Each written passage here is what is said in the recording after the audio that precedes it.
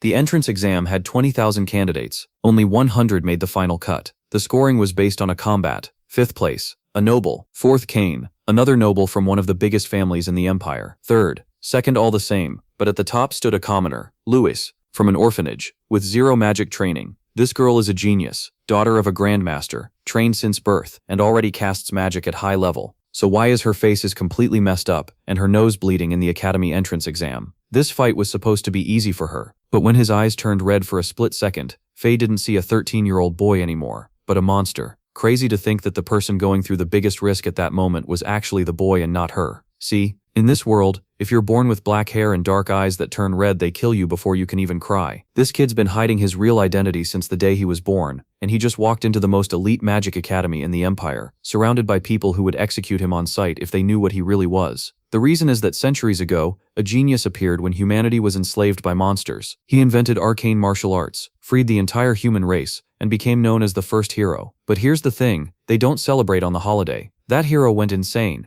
A curse consumed his mind, and he committed sins so unforgivable that they erased him from history entirely. Ever since then, anyone born with his features, black hair, dark eyes, gets killed at birth. Luis's adoptive mother told him to dye his hair. That's the only reason he's still breathing. But hair dye doesn't fix what's inside him. The last person who carried this power freed all of humanity, and then became the most dangerous thing it ever faced. And this kid just unlocked it in a sparring match. He wasn't even supposed to win. But rewind for a second, because in his previous life, this kid couldn't even stand up. He was sick his whole life, couldn't fight, couldn't train, couldn't do anything his body wouldn't let him. But he never let go of the obsession. He spent years studying combat. He literally got a PhD in martial arts science. Then someone stole his research, and his own parents abandoned him, called him a useless leech. He wanted a second chance, so badly that the universe actually gave him one. He woke up in a world where everything he studied in theory, he could finally do for real. Every dodge, every counter, every calculation he makes in a fight, that's not talent. That's a lifetime of obsession, finally getting a body that works. And now he's standing at the entrance of the most elite academy in the empire. 20,000 candidates.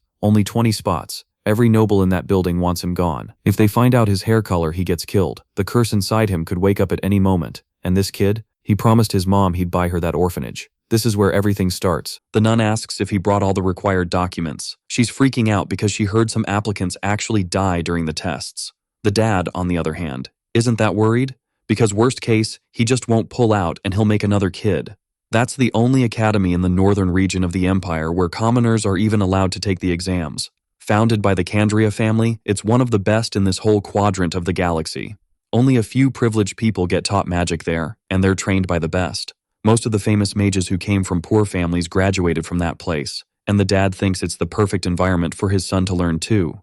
Louis says Julian's right. He wants to become a Grand Master, get strong as a tractor, and be able to buy the church's orphanage. The nun is happy about how selfless the kid is, and besides, the academy will probably rein in Louis's hot-headed personality. He's grateful to his mom, since he's only alive because of her. Like any good isekai, in his past life he wanted to be a fighter, but he was just a sickly kid. He never lost his passion for weird acrobatics and techniques that only work in movies. He took it so seriously he even got a PhD in it. But some jealous guy stole his research, and our boy couldn't do anything about it. Then his parents abandoned him, since they never liked that useless leech anyway. He wanted a second chance at life so badly that it actually happened. At first, his hair color and eye color weirded everyone out. Even so, the nun decided to adopt him. She had free time and not many problems in her life. Louis got his precious family, alongside Julian and the nun, who are probably a couple, on the down low. The problem is, they're commoners, and commoners get humiliated. Some mouthy jerk says it's way too bold for a commoner to dream of becoming a Grand Master. He should just accept his shitty life. The asshole purposely shoves the protagonist's mom, just for the fun of humiliating a poor person. Our boy immediately feels this massive urge to commit a crime rushing through his veins. But Julian reminds him he needs to focus on the exam, and the nun says he promised to stay out of trouble. So Louis apologizes, because yeah, he really almost committed a crime. Now the bullies have to leave, since they pulled that humiliation hoping they'd get a beat down. Another noble shows up, and this one, my friends, actually looks like a noble. The standard for any story: blonde, skinny, calm expression, and of course, pale skin. Louis thinks they're all the same and he's ready to wipe the floor with these guys. He promised he'd become a Grand Master and prove it to everyone, because what he really wants is to protect what matters to him. Everyone else can go screw themselves. I don't know about you, but that's basically typical noble thinking. Another issue is that only 20 people usually pass the exam, and that year there are 20,000 candidates. Julian knows Lewis is stubborn. When he wants something, he gets it. And our boy quickly realizes he's one of the youngest kids there. A mage says the exam is about to start. He's the academy's director, and his name is Aronian. The background characters are amazed he's there, and our boy is thinking about the martial arts in that world, which involve magic. Grandmaster isn't the final level. He can still advance to Sage and Saint. The first challenge is climbing the stairs, guarded by veteran students. After that, they'll need to grab an item. But there are only 1,000 available. They give the signal to start. The extras are pissed. Everyone wants to move on to the next stage. But now it's time for the veterans to have some fun too. One of them already shows off his evil energy, cruelly crushing all the rushed, desperate nobodies. The poor guys are dropping unconscious. The ones who didn't make it up are terrified because they don't even understand what kind of attack that was. Our protagonist knows it was just killing intent. It wasn't even an attack, just the dude's aura leaking out, like a fart. Louis agrees that the ones who piss themselves in fear don't deserve to be there. The veteran notices our boy's got more balls than the rest, but there's no room for commoners here, no affirmative action or anything. So he's gonna make Lewis kneel, and his energy freaks out even more clueless people. Our protagonist doesn't even change his facial expression. After all, he did his whole training arc in the forest like an absolute maniac. He was already used to being scared. This was just another boring Tuesday. Lewis walks up to the veteran, totally determined. He's about to show the nobles what real bad intentions look like. That's when the extra realize that growing up with Sweden-level quality of life has downsides too. Louis stopped his strike at the very last second, but it was too late. The playboy on the other side kinda shit himself. The bystanders are obviously shocked by this random kid, full of power and confidence. Louis said he was going through, leaving behind a veteran sweating in fear. Our boy grabbed the sheet of paper for the next stage. He just didn't expect the veteran to try to get revenge from behind. But growing up in the favela has its perks. You've got to stay alert 24/7. Louis clapped back immediately, which only made the playboy even more humiliated since he was getting outclassed by some poor kid, half-fed and with zero social investment. The director stepped in too and told the playboy our boy passed the first exam, and that all candidates are treated the same, because monsters don't care about status. Everyone's made of meat. After the scolding, the playboy apologized. Our protagonist also drew attention because of his hair color, and the director said it was kinda concerning. After all, only Kakashi can have gray hair without it being weird. Lewis, of course, played dumb, saying he didn't get the comment. The director said that if he gets admitted, he'll make a special potion so the kid can hide those exotic traits. Not really knowing what that could mean, Lewis said he'd get ready for the second test, but he's super suspicious. As he walks away, the playboy watches him, dying of jealousy. That was the first time the director ever stepped in during an exam, which makes the playboy's ego even more fragile. In a huge arena, everyone's getting ready for the second stage. Only 1,000 passed, most of them are nobles. One of them bumped into our boy, that same asshole from the beginning, saying nobody's gonna help him this time. The other one, the suck-up, was like, "Yeah, that's right," and said our boy was gonna die. Louis said they're complete idiots, which made the assholes furious, and our boy said the Grandmaster can judge way better than they can. That was more than enough to make the noble want to smash the protagonist's face in. After a few seconds staring him down, he decided he'd try to punch him. Lewis only needed 2 fingers to completely humiliate the young noble, who now can't even move his own body. Louis just cut off one of the asshole's meridians. But when it rains shit, it doesn't drizzle. Never forget that. He immediately nailed the noble right in the middle of the stomach. The suck-up extras freaked out at the scene. Their leader got thrown back, drawing the attention of other candidates. Meanwhile, the playboy tries to get up, fighting not to shit his pants. He still can't feel his arm, and moving is taking a ton of effort. Now he thinks he's been poisoned. Louis said he used martial arts and had been holding back until now because his mom asked him to, but he's got moral limits too. And if you like hitting people, you better be ready to get hit back. That's the rule. That's when that noble-looking noble grabbed Lewis's arm, saying they're still in the middle of the exam. That could get him disqualified. Louis backed off, but the nobles kept provoking him. Then the blonde kid asked if they know who he is, saying it all dark and ominous, like some rich mafia guy. The assholes immediately lost their nerve. They decided to leave. They'd had enough humiliation for one day. Louis thinks all nobles are the same, using their status to solve problems. Looks like he's a hypocrite, because if I had status, my friend, I'd use it even in the bakery line. Diddy and Epstein next to me would look like kids.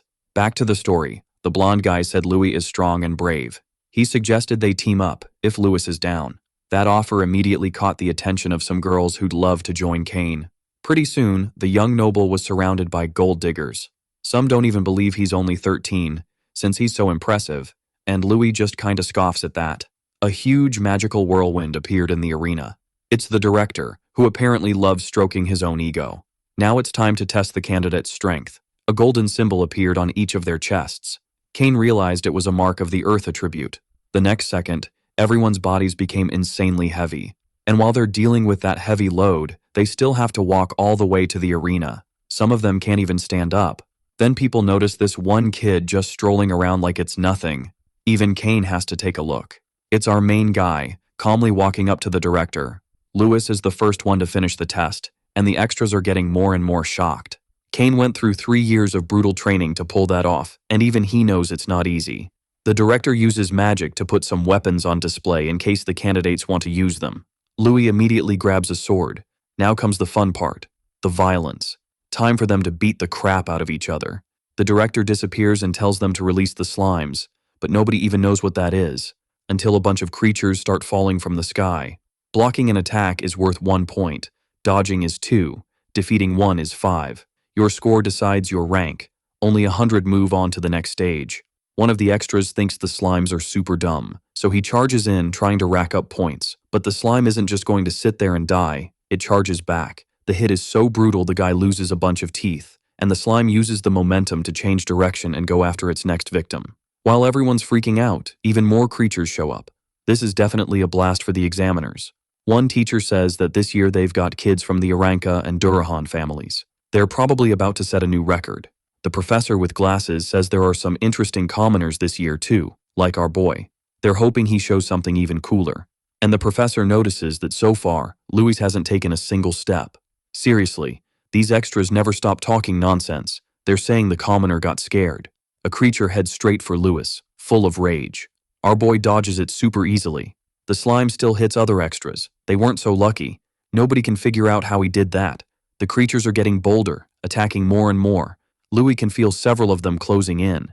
One jealous guy is already hoping something really nasty happens to him. With his eyes closed, we get pulled into a flashback. He asked his buddies to throw rocks at him. Being reasonable, they said that could be really dangerous. Louis says it's fine. There's something he needs to test. Nervous as hell, the boys decide to go along with this lunatic. In his past life, Louis came up with a theory and trained his brain to react instantly. That way, in theory, he could dodge any attack. Processing everything, Louis starts dodging every single rock. His friends think it's insane and ask how he's doing it. Louis says the technique is called battle void calculation, a technique that predicts what's going to happen. The slimes keep coming, totally determined. Our boy is doing the math. He's basically a physics genius, dodging every creature. Now that he's got some points, it's time to see if this sword actually works. With 1 slash, 4 creatures get deleted from existence. Cain and the teachers are impressed. Now Cain is 100% sure he needs to befriend this martial artist. Louis senses another creature coming. Just as he's about to score the points for it, Cain jumps in at the last second. Our protagonist doesn't like that, but Cain completely ignores the complaint. He didn't steal anything from him. He throws the slime's carcass at a few extras and says he stole from them. Now he wants to know if our protagonist will help him steal even more points. Cain says he plans to be near the top and suggests a competition with our protagonist to see who can get more points. Louis actually likes the sudden confidence and accepts. The loser has to obey the winner. Cain has zero problem with that. That asshole noble is furious. They're there to sabotage our protagonist, so it's time to put the plan into action. The jerk takes advantage of the chaos with one of the slimes. Our protagonist manages to kill the creature, but he doesn't see that. Right behind it, a bunch of arrows are coming too. There's a huge impact, and the asshole thinks he finally got our boy. But then he's shocked by what he sees. Louis catches the arrows with his bare hand, leaving the jealous idiots completely speechless. Cain gets worried, realizing those assholes are fighting dirty. Even angrier, the assholes decide to fire again, and one of them is going to use his secret technique, duplicating the arrow. Cain slices all of them out of the air, but he doesn't notice the hidden trick. He's about to get taken out in a brutal way, and a huge amount of blood flew through the air. Our boy defended this noble, but ended up getting hurt in the process.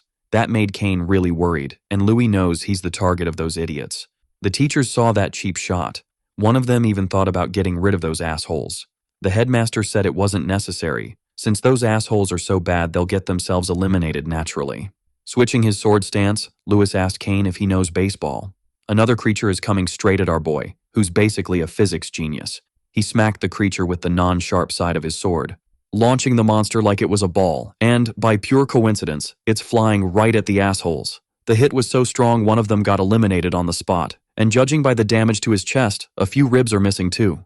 Cain's intrigued by this game commoners play. Our protagonist knows he still has a few jealous losers to deal with. Lewis figured out his next target, and threw a creature right at him. The impact right to the idiot's face was perfect. He goes flying out of the arena. No teeth and no spot. Only one left now.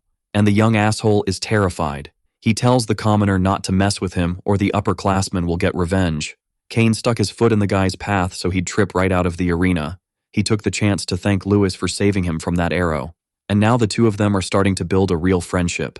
Cain asks if our boy knows the other noble families and says he's from House Aranka. Big families have produced great masters over the years and they've got a lot of influence. Louis realizes there must be all kinds of nobles in this land. They keep taking down monsters, which makes the background extras even more nervous, because the available points are running out. Blinded by reckless rage, they decide to focus on the only commoner, saying Master Cain is being attacked, so it's time to help him. Cain this time is ready to use his own sword. He's not going to be careless. Some girls who are definitely main cast material just got introduced. It's time to go after the nobles who looked down on their friend Miliana for being poor. Louis is getting targeted by a bunch of attacks, and if he keeps scoring, it's only going to get worse. That's when he spotted the staff girl, and the redhead, who's just as violent. A guy with a seriously sketchy vibe liked what he saw. He carries a giant hammer and loves punching people, because it's way more fun than fighting slimes. He started swinging the hammer like a helicopter rotor, ready to wipe out anyone who got too close. And that's exactly what he does now, taking out a bunch of assholes in the process. One of the teachers is worried about it, but the headmaster loves it. He loves watching kids fight. The teacher next to him says it'll be a problem if all the nobles get eliminated.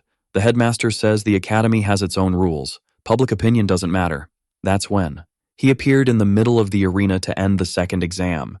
Time to announce the individual scores. Finally, the extra weight on each of them disappeared. Anyone who got hurt is being treated with healing potions. Lewis is really impressed by that mysterious power, and besides being poor, he realizes it's crazy expensive. 3 silver coins. Cain tells our boy to relax. Even though he's a noble, he promises he won't be an asshole to him. Finally, the results are announced to everyone. But our boy's name doesn't show up. The extras think it's insane, and the headmaster says the top 5 beat every previous record. In 5th place is that blue-haired girl. Right after her is the blonde noble, Cain.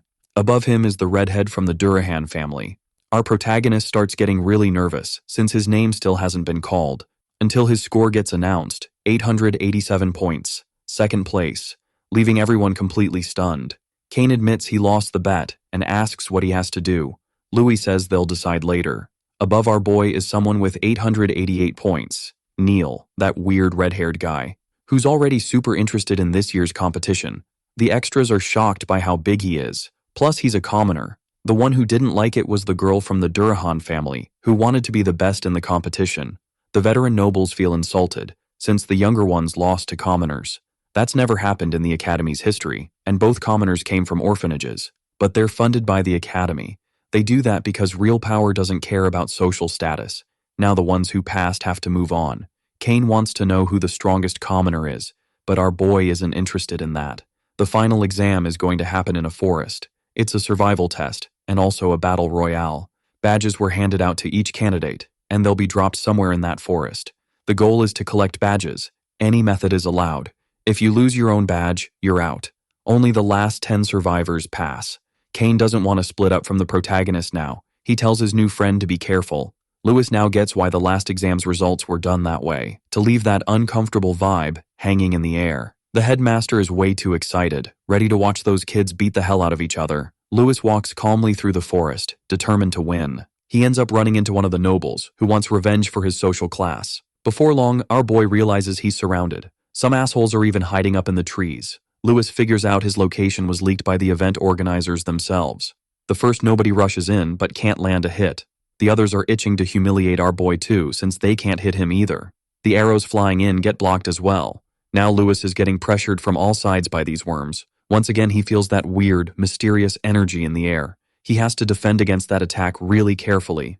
Because he got distracted, he almost gets skewered by one of the idiots. And now the guy won't stop whining, saying the protagonist keeps running away. Lewis realizes he can't predict the trajectory of the magic, so he's going to use the enemy's strength against them. The nobodies go back on the offensive. Lewis was waiting for exactly that. He dodges the first attack and throws his opponent off balance using just the tip of his sword. The axe goes flying and ends up smashing into another asshole. Yeah, that guy's definitely going blind after that. The one hiding in the trees attacks again. Lewis saw it coming and blocks using one of the extras as a human shield and uses the chance to grab the spear the guy was carrying. Then he hurls it straight at the archer. After that, our boy makes every one of those worms meet his sword, picking up a bunch of badges in the process. Even after getting beaten, one of the nobles screams, furious, telling everyone to attack again.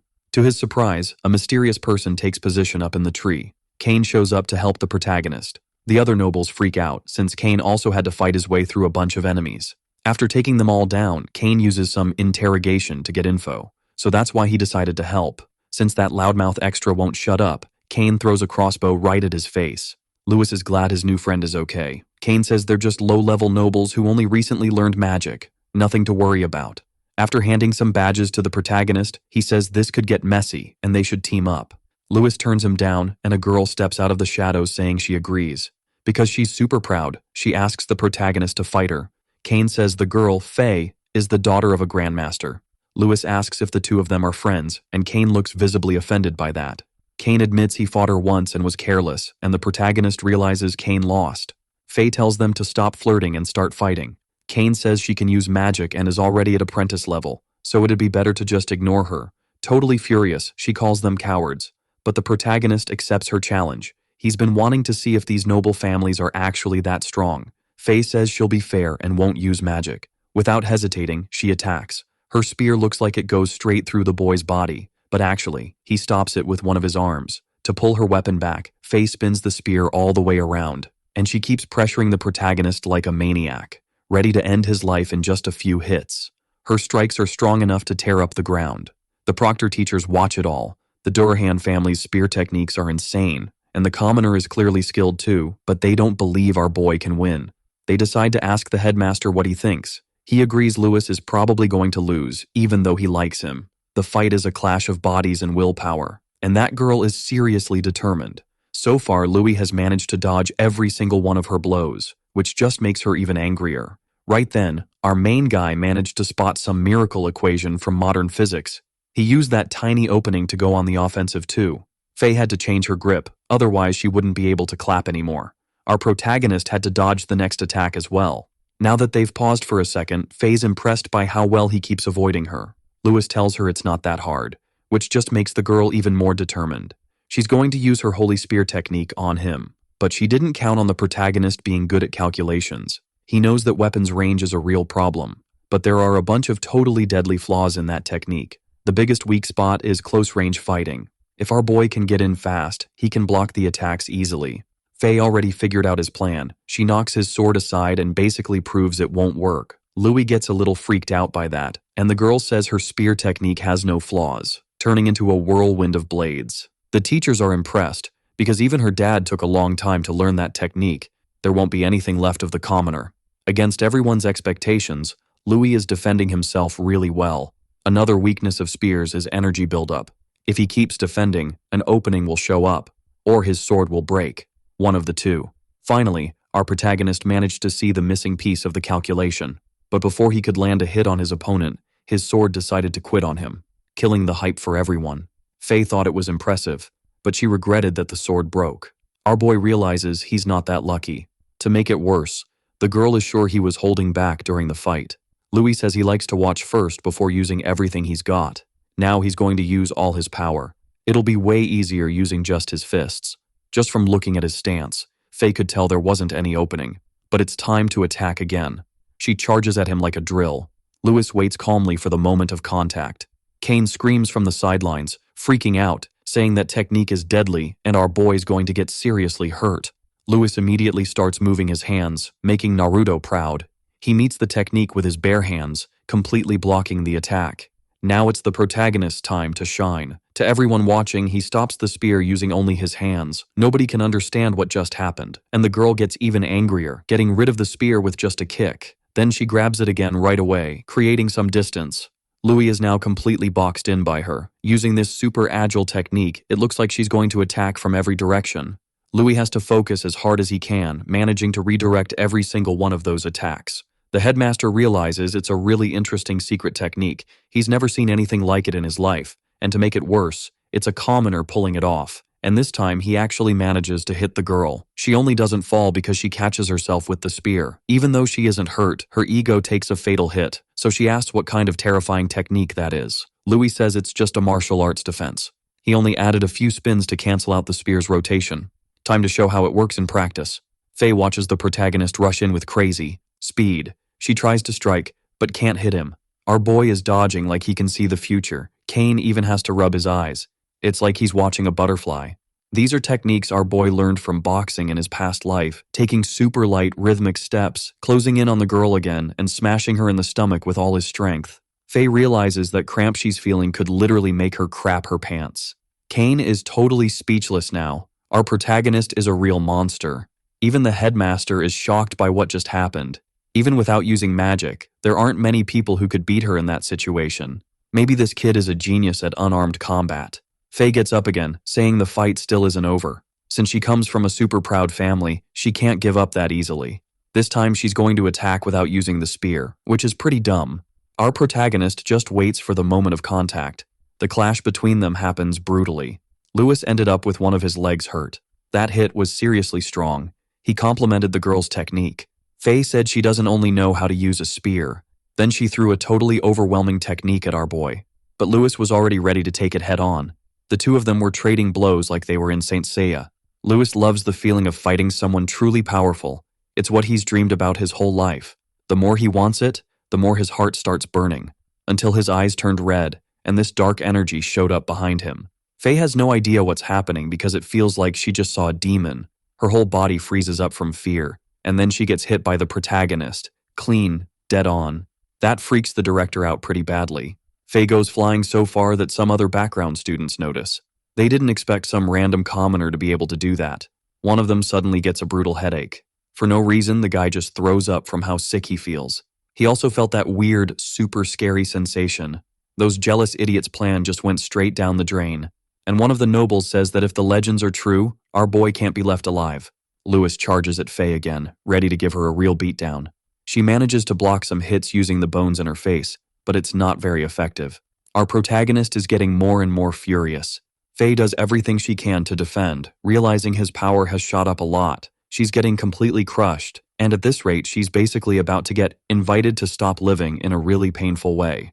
As a last resort, she uses her magic techniques, and she manages to block his attack, but the impact is way too violent. Faye gets launched back, smashing through a bunch of trees in the process. Louis seems to snap back to normal, not even sure what just happened. Maybe that was magic. Right then, Cain shows up, asking if everything's okay. One of the assholes shows up too, saying our boy lost his emblem and now he's disqualified. Louis realizes the emblem on his chest actually caught fire. That noble jerk tries to kick him out, and Cain does his best to defend him, saying it was an accident. Since the director saw everything, the jerk thinks he's got the upper hand. So he tells our boy again to get out. They get interrupted by Faye, who's seriously beaten up.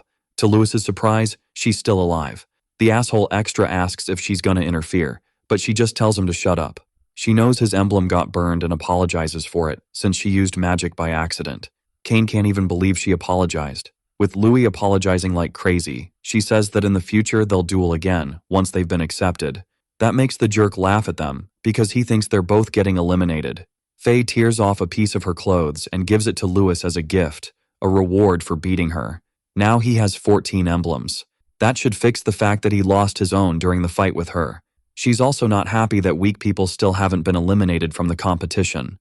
After picking up her spear, she asks what'll happen if Louis wants to collect more emblems. Cain says it's a perfect coincidence because he was thinking the same thing, so the two of them head out, fired up, ready to collect more emblems. An instructor comes up to our boy. He says Louis is eliminated for losing his emblem. The jealous kid gets left behind, still bitter and wanting revenge. Since there are only a few candidates, if Faye eliminates more people, our boy will end up getting accepted. Don't ask me the logic. I didn't get it either. Those nobles are full of envy, wishing our boy was dead. And on top of that weird feeling one of them had earlier, Now he knows what Louis really is. Our boy comes to the conclusion that he needs to learn magic too, and if he gets into this academy, he'll combine his martial skills with magic. Now he needs to go back home, but his clothes are wrecked. He doesn't know how to explain that to his mom. Telling the truth will just make her worry more. While he's thinking about that, a mysterious man sneaks up behind him, ready to finish him off. But the attack gets stopped. Louis grew up in the slums. He's got street smarts. The assassin doesn't even know how he got noticed. And Louis says he smelled blood. It wasn't even covered up. More assassins reveal themselves, ready to take our guy out. Louis realized these enemies are skilled. He can't take it easy anymore, especially with the one still hiding in the shadows. One of the villains took advantage of Louis being distracted and attacked, ready to end it all. Louis managed to dodge the assassin thanks to his martial arts skills. After grabbing his attacker's sword, he slammed the guy to the ground. But he had to dodge the next hit too, which came in all sneaky. Superhuman reflexes and can throw hands, the assassin said about our boy. The intel was right. Now it's time for them to use magic to attack. Magic arrows were fired at Louis. He managed not to get hit, but he saw them punch through wood like it was nothing. So Louis is going to use another one of his techniques. He's going to gather his inner energy and release it in a brutal, violent burst. Now Louis is boosted in power and speed, charging straight at the arrows and dodging every single one. Our boy is now right up in the assassins' faces, ready to dish out a whole lot of pain. The first one, after getting kicked, decided to pay tribute to Vegeta and left with a broken little arm. Louis had to dodge a few more arrows, until one of the enemies tried to catch him from behind. Our boy blocked the attack, but it hurt like hell. After creating some distance, he realized this enemy is a bit stronger than the others. Louis is completely surrounded by these thugs, feeling like a hamburger in Somalia. Now he's dodging a bunch of magical attacks, until he finally dropped to the ground, exhausted, which for the assassins is perfect, since they were getting tired of burning magic just to shoot arrows too. Time to finish off the commoner. But Louis' eyes lit up again. He grabbed the assassin's weapon and struck him right in the throat. It looked simple, but it basically wrecked the guy's vertebrae.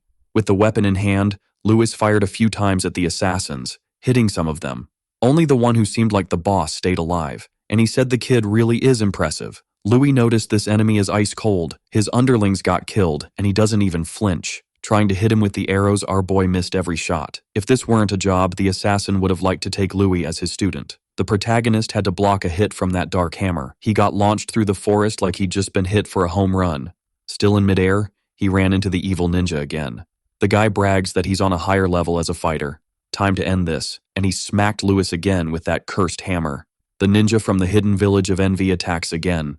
When the dust cleared, he saw his target was still alive. Truth is, the protagonist's not-so-normal body is already pretty wrecked. Once again, the ninja from the hidden village of plagiarism attacked. He formed this massive shadow structure, saying not even God could save the kid now, even if he wanted to. The dark energy comes rushing in like a freight train. Louis realizes he can't die. He still has too much to do.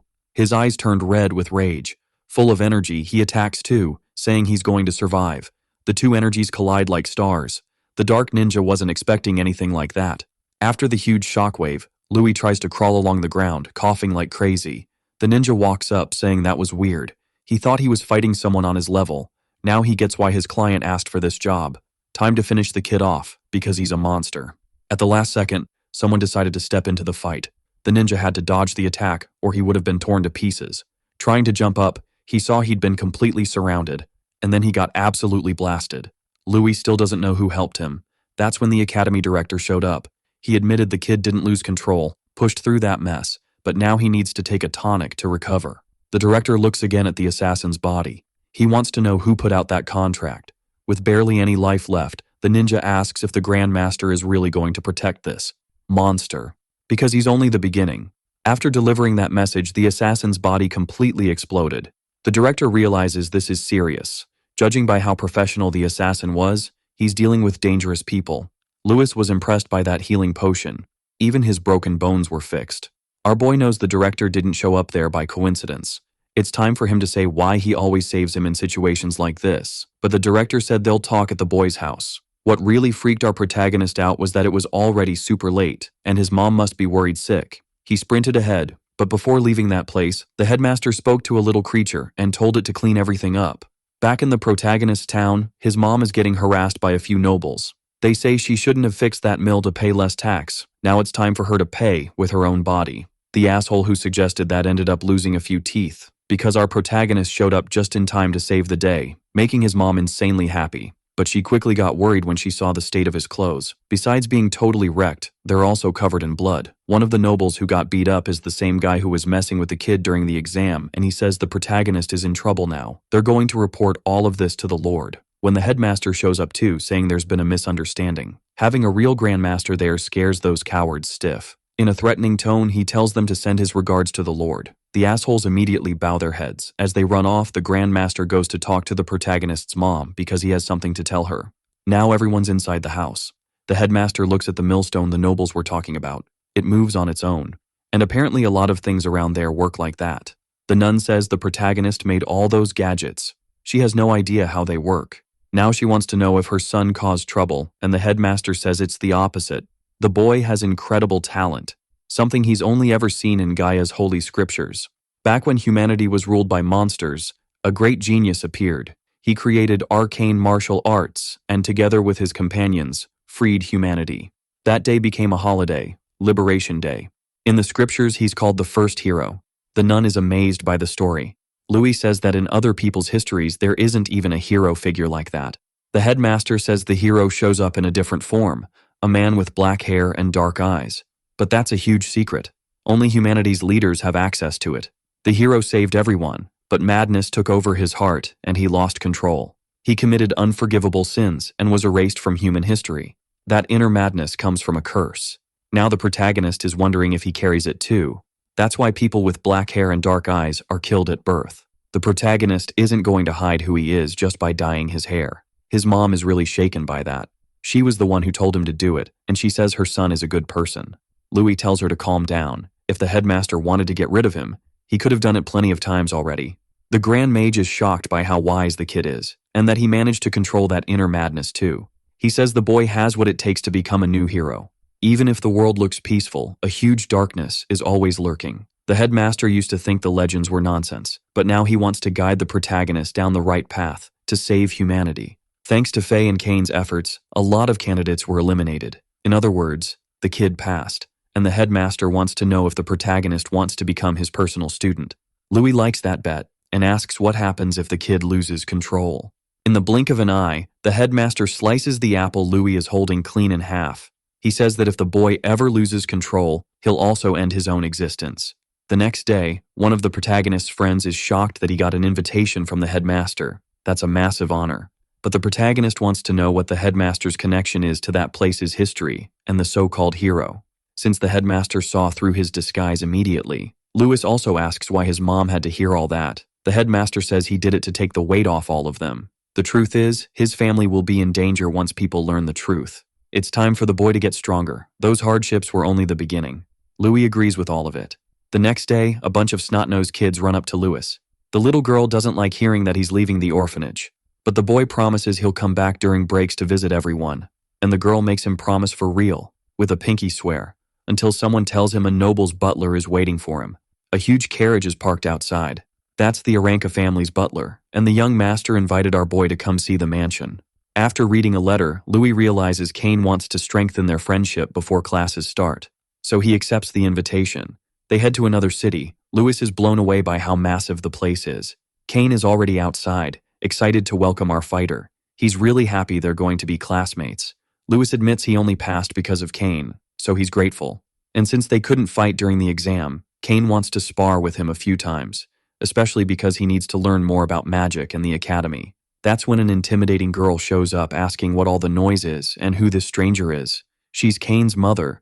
Cain says Louis is a friend, but she's even more threatening and basically tells him to shut up.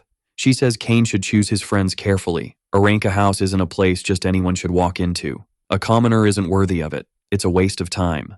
Then she asks Louis why he got close to her son and if he's trying to get money or power through him. She throws a ring at the boy, saying it's enough money for him to live off for the rest of his life. Now he should leave.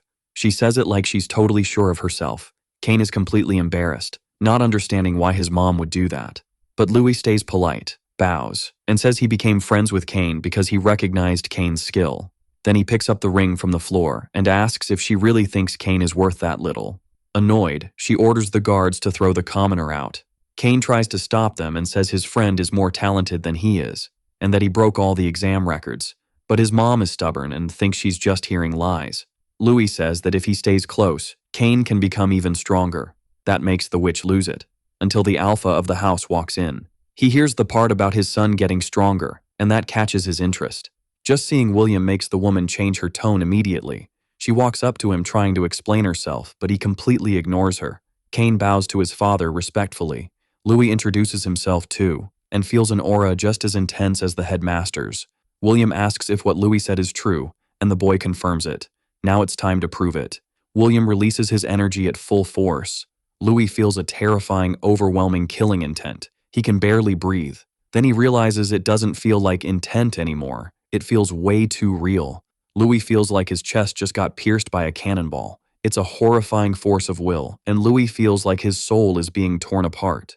But that's what you'd expect from a grandmaster. Thanks to the training he's done over the last few years, he manages to block that malicious pressure. Now our boy starts gathering all his power. It begins to flare up around his body, and William is visibly impressed, because what he's seeing is the will of that little commoner, fighting head-on against the will of the lord of the house. Their power crashes together like two furious beasts, until it finally ends, and our protagonist drops to his knees. Cain rushes to help him, both of them breathing hard. More and more interested in this commoner, the family head asks why he wants to become stronger. Louis says he wants to protect the people he loves. Leaving the boys behind, William says his son's willpower is weak, and it's time for him to learn from this commoner, which completely humiliates Cain's mother. William asks if she has anything to say, but she stays totally silent. With things settled, Cain calls Louis over to the training field. They've got a full setup there. Cain apologizes for what happened. Louis lets it go too, making it clear the worst part was dealing with Cain's dad. Cain says his father is someone who values merit above everything. Louis would be a much better son to him. But Louis knows he was only tested because of Cain. That's also a way of showing affection. Cain thinks hard about that. He's barely ever left the mansion, even as a kid. His memories are simple. Train, eat, sleep. His father always wanted him to become a great sage, like his grandfather once was. Even without really understanding it, the kid kept doing it, because he wanted his own dad to finally acknowledge him. Cain feels like he's living in a huge prison since. Everything needs a guard watching over it, and he's also surrounded by a bunch of suck-ups. What he wanted most was a normal life, free to fly, like a bird. But sadly, that's not the life he gets, since strength is everything in this world.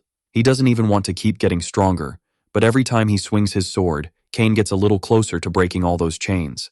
His father graduated from the academy too. Cain's going to do the same, to get even stronger, so he can earn permission to live freely. And for that, he's counting on our protagonist. William asked for a detailed investigation. The butler said the kid isn't normal. He used unknown techniques during the exam. He also managed to beat Faye in a fight, even with her using magic. On top of that, the director clearly likes him a lot. He even fought off assassins to protect him. William realizes this kid is surrounded by trouble, and the butler asks him why he allowed it. But William's only thinking about one thing: how much his son could grow by being around that kid. Right now, Cain is pushing himself even harder. William admits his son might actually be better than him at judging people. The patriarch says this while watching the fight. Louis almost crushed his new friend's face, but he still had to dodge a sword strike. That strike was sped up with magic. Still, it was way too easy to read. Cain didn't expect to get shut down like that. Now he gets why Faye lost too. After taking the boy's sword, Louis asked if Cain doesn't feel like something's missing from that fighting style. Cain said he learned secret techniques passed down through generations in his family. Our protagonist told him there's another way. That threw the kid into a full-on crisis. Louis put away the sword they'd been using. Then he pulled out a small dagger and asked if Cain really wants to surpass his father. William is watching more and more closely. The two young guys decided to attack him without warning. In martial arts, speed is the most absolute weapon there is. It's not just about moving fast. It's reaction time too, and decision-making. And Cain's speed matches the wind attribute really well, and thrusting attacks are hard to master. Just because his grandpa did it doesn't mean he should copy it. William became a top-tier master because of that, for fuck's sake. Our protagonist just told him the truth. If Cain wants to be stronger, he needs to adapt more. Louis asked if he's ready for that. Cain said he's not like those other nobles, arrogant and lazy. He'll do whatever it takes to be free. Louis said the secret is footwork. Hit and get out. It's time to show his father the skill and determination Cain's got. So the two of them decided to attack. Cain speeds up his movement with wind magic. The butler is worried, but William signals that it's fine. He dodges the kid's strike. And he's already ready to do the same with Lewis. Daggers are fast weapons and super flexible. Using his movement, Louis tries to circle his target. William is actually a little impressed, but he keeps dodging without much effort. Cain closes in again with his wind magic. Now both of them are trying to hit the same target. Cain is amazed at how light his movements feel. With the daggers, his body feels weightless. It's almost like he's a bird too. He loves the feeling and picks it up fast. William can tell things are getting intense. He almost gets caught off guard by Cain and his new skill. But the moment they get too close, he releases this nasty, sinister pressure. He asks if Cain is really throwing away the family techniques just to prove his willpower. That's a naive strategy. After getting pushed back, the boys rush in again, trying to box William in for the next attack. But nothing they try seems to work. William asks if that's all they've got. And he almost manages to hold his son back with one hand. Now he decides to go on the offensive, ready to end this. Cain remembers Lewis's advice. Running away isn't always weakness. It's strategy. And when he stops running, he surprises his father with an attack. Cain shoots past him with his wind technique. With Lewis at his side, he's ready to strike again. Now William is cornered. Earlier, Lewis talked about a quick switch strategy. Changing the weapon in your hand can be really unpredictable. And you can do it with fast movement too, to throw your opponent off. This helps when you're setting up feints and baiting someone. William's getting pressured by the brats now. Cain managed to get close to him, throwing a really slow attack. That's when William realized it was already too late. He'd been tricked. Cain clipped part of the patriarch's coat. But the fight wasn't over yet. They were ready to keep proving themselves. Until William said that was enough. Then he called his own son over and told him not to bring shame on the family. Cain was super fired up and said he'd never do something like that. William started breaking down that attack style. Lots of different feints, using daggers, plus using retreating as a tactic. And he actually found it all really interesting. He didn't expect to learn that from the kid. Lewis liked the practice and was bummed it ended. This was the first time Cain got acknowledged by his father, and he was really happy about it. Now he wants to give Louis a gift for helping him. Inside a library, our boy got shown a bunch of books. Cain said again that he wouldn't have found his own path without help, and he handed Louis some seriously valuable stuff. Books about the academy, and magic books commoners never get to see in their whole lives. It's basically the fundamentals of magic and martial arts. Pretty wild. One of them talks about the magical awakening ritual. Cain did it at Gaia's sanctuary. It costs 10 gold coins. Lewis knows that's like years of the orphanage's budget. There's no way he can pay that. Cain said at the academy he can do it for free, so he gave him those gifts to help him out. Now he wants to know if the promise between them counts as fulfilled. Lewis said yeah, but he realized he needs more money. He thought about going into pharmacy since it pays well, but then he realized he could use knowledge from his past life, make new stuff and earn money that way. Louis asked if that family has connections with merchants, saying that soon his friend would find out why he asked that. A week later, the academy admission ceremony happened. Louis is happy, wearing the school uniform. His smell caught a girl's attention. She figured our protagonist must be rich, so she came up to him all interested, ready to show him around. Louis thanked her and introduced himself. Not recognizing his last name, the gold digger type figured he must be some rich guy's bastard kid. After the emperor got old, the heirs started clashing with the nobility, and that spills into the academy too. The headmaster tries hard, but the place is kind of a mess. It's an endless fight for power and resources. Students who can't get credits get kicked out. She told Louis to keep working hard, and asked which side his family is backing right now. Then someone cut into their conversation, recognizing the commoner. Brian said it's a pleasure to meet our boy, the spectacular commoner. The girl got disappointed hearing that, because he smelled like rich people. She stormed off, thinking she'd wasted her time. Brian said the academy is a mini version of the empire. There are always people trying to get something. Cain showed up right after too, looking for our boy. Brian went to talk to the other freshmen and told them to come to him if they needed help. But he's a schemer too, and he's got his own interests. Cain wanted to know what they were talking about. Louis said it was nothing important. Cain said the guy's the chancellor's son, but they're not close. The red-haired girl said he's decent, and surprised both of them by showing up. Miliana is with her too. Our boy thanked her for helping during the exams, but she said he earned it himself. Still, next time, she'll be the one winning. Cain clearly doesn't like her. He always feels challenged by her. Miliana reminded her friend they need to hurry up and register. Then Cain handed Louis a pretty full bag, his share. He followed our boy's instructions, and they made some perfumes. Cain doesn't know if it'll actually make money, but our protagonist is confident. Since they sold well and were pricey, Cain wants to give one to his mom as a gift. That's a secret between them. Now it's time to focus on the academy. Louis got a credit card, and the instructor told him he hopes Louis becomes a great master someday. Some background students don't like having a commoner there. They heard about Sheath getting expelled, the guy who paid assassins to take Louis out. That asshole has an older brother named Jess, and that idiot already has his eye on our protagonist. Jess thinks it's going to be really fun. He's going to make our boy slowly lose his mind. In a big hall, the new students were welcomed by the headmaster, and now we see it was all a lie. There are way more students here than the number who actually passed. They're supposed to feel proud to be there. This is the start of their lives. They need to keep pushing themselves to become stronger and more talented. Now it's time for the freshman rep to give a speech. Neil. The buff guy walks in, naked. Nobody was expecting the size of that commoner. One of the teachers got pissed, but the headmaster held him back. Neil tells everyone to listen up. His goal is to beat everyone, no exceptions. The students feel intimidated and furious. Neil keeps going, saying everyone's weak and he's the only strong one there. For the teachers, having to teach someone like him is going to be a problem. Neil says he's got a main target, and he throws his axe at him. It lands at the feet of someone very special. Our protagonist, obviously, who was not expecting all that attention. Neil says they're going to fight. Our boy looks like he took the bait. He actually wants to. Cain steps between them, saying the ceremony's still going. Neil asks if our boy is scared, just like the loudmouth standing next to him. A dog that only knows how to bark. Cain hated that. Unable to hold back his anger, he goes to punch that cocky extra.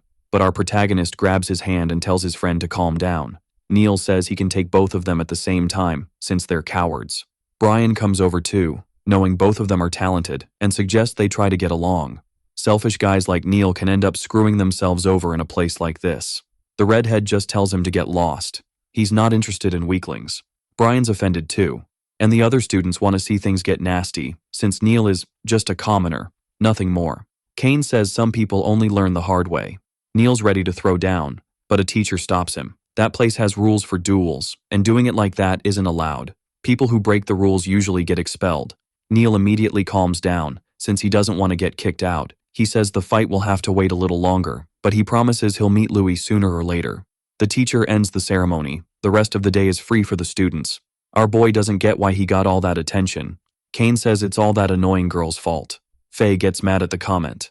But honestly, it is her fault, because she fought him in the last exam.